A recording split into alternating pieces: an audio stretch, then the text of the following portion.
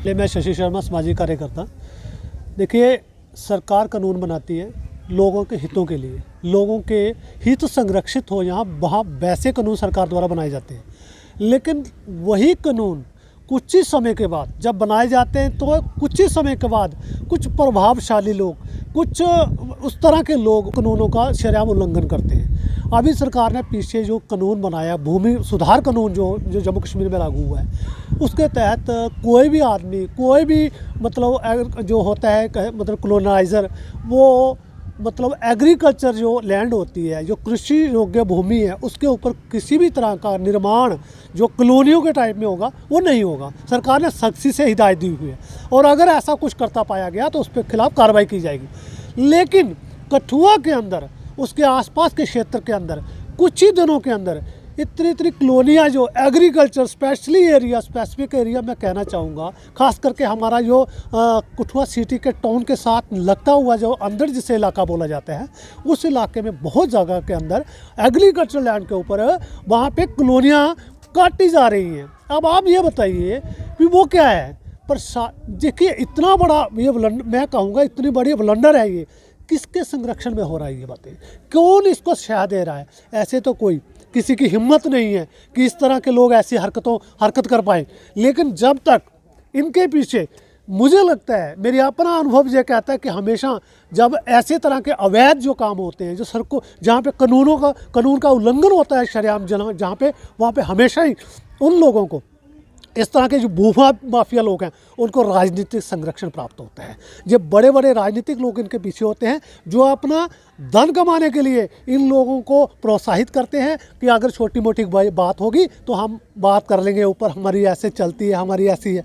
ये लोग उस राजनीति का गलत नजायज़ फ़ायदा उठाकर इस तरह के जो मतलब शरेआम कानूनों को जो बनाए जाते हैं सरकार द्वारा, उनका उल्लंघन किया जाता है। आप देखिए, कठुआ के साथ जो लगती जितनी भी लैंड है, ये एग्रीकल्चर है, जहाँ से लोगों के, मैं कहता हूँ कठुआ पूरे डिस्ट्रिक्ट को इतना धान इस क्षेत्र में होता है, इतनी गेहूँ इस क्षेत्र में होती है कि पूरा कठुआ इसको मतलब आसानी से इसको सप्लाई किया जा सकता है।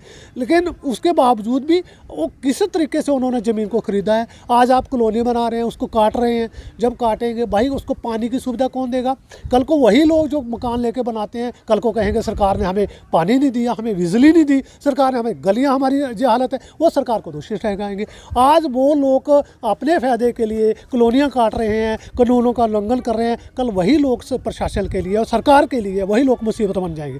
तो मैं कहता हूँ कि यहाँ इन लोगों को, जहाँ तो राजनीतिक संरक्षण तो है ही है, लेकिन प्रशासनिक संरक्षण के बिना भी ऐसे काम नहीं हो सकते हैं। इसलिए मुझे इस बात का हो रहा है, दुख हो रहा है यार, जब हमारी एग्रीकल्चर लैंड ही चली जाएगी, आगे ही किसानी कितनी बुरी हालत में जी रहा है किसान।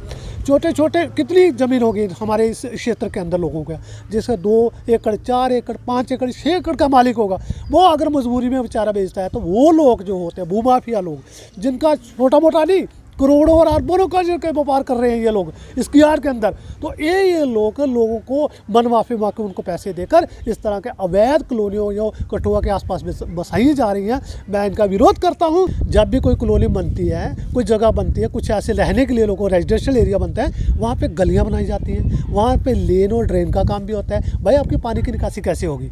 आपको चलने के लिए कहाँ से आप गुजरेंगे? वो आपको बिजली या इस तरह की सुविधा कौन देगा? जब आपको ये सुविधा ही नहीं है पहले दी जा, तो प्लाट काट के वो कल के लिए तो मुसीबत बना देगी ये सब लोगों के लिए।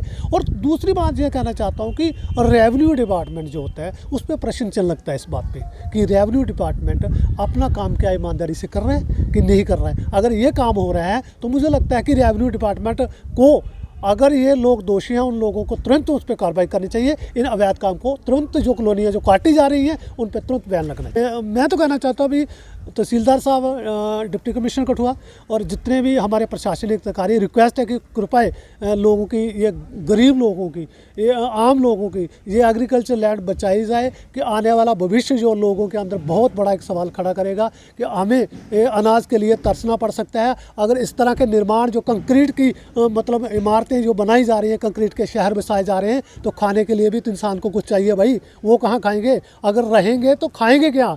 जब कॉलोनियाँ बना दी, सिर्फ लोगों को रहने के लिए आपने कर दिया, खाने के लिए कहाँ के इंतजाम करोगे आप लोग?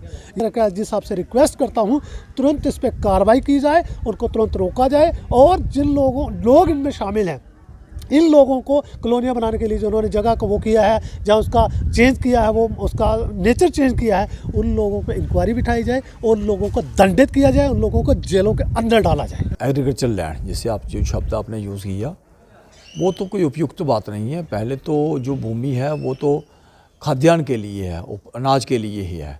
अगर खाद्यान्न की भूमि को हम बर्बाद कर देंगे तो मुझे लगता नहीं कि कहीं ना कहीं हमारे भविष्य के लिए बहुत अच्छी बात है। तो इसलिए ये सब चीज़ें, मैं तो ये कहूँगा कि जो रेवेन्यू डिपार्टमेंट है, मैं किसी एक आदमी को उसके लिए दोष नहीं देता, लेकिन ये है कि ये पूरी की पूरी सिस्टम ही पूरा बिगड़ा हुआ है कि सबके सो लोग हैं, खासकर रेवेन्यू के लोग जो हैं, उसमें तो ये सारे पैसे कमाने के चक्कर में लगे हुए हैं।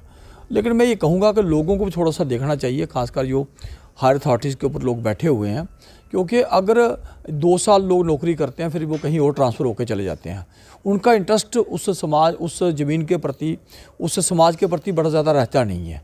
वो तो एक टाइम पास या अपनी जेब भर के चले जाते हैं। लेकिन जो समाज वहाँ पे रहता है उसको भी थोड़ा सा इन चीज़ों का संज्ञान लेना चाहिए। तो इसलिए मैं ये कहूँगा कि एलजी साहब को भी इन चीज़ों को थोड़ा सा देखना चाहिए, क्योंकि ऐसा नहीं कि हम सिर्फ लॉ एंड ऑर्डर को देखेंगे या उग्रवाद को देखेंगे।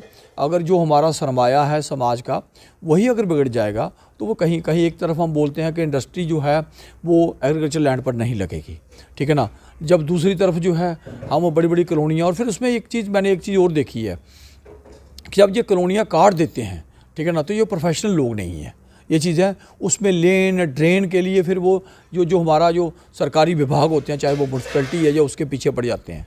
तो ये है, गलती कोई और करता है, खमियाजा कोई और भुगतता है। तो एक तो दूसरी बात ये है कि एक जो भी कॉलोनी काटी जाए, ठीक है, जो पहले बन गई हैं, जैसे हमारा ही पटेल नगर है, ये चीज़ें बन गई, शायद किसी ने कोई ध्यान नहीं दिया होगा, लेकिन अगर ये एक व्यवस्थित तरीके से बनता, इसकी कनेक्टिविटी प्रॉपर होती, तो मुझे लगता है कि आज जब 2 गाड़ियाँ आती तो आपस में लड़ते नहीं लोग।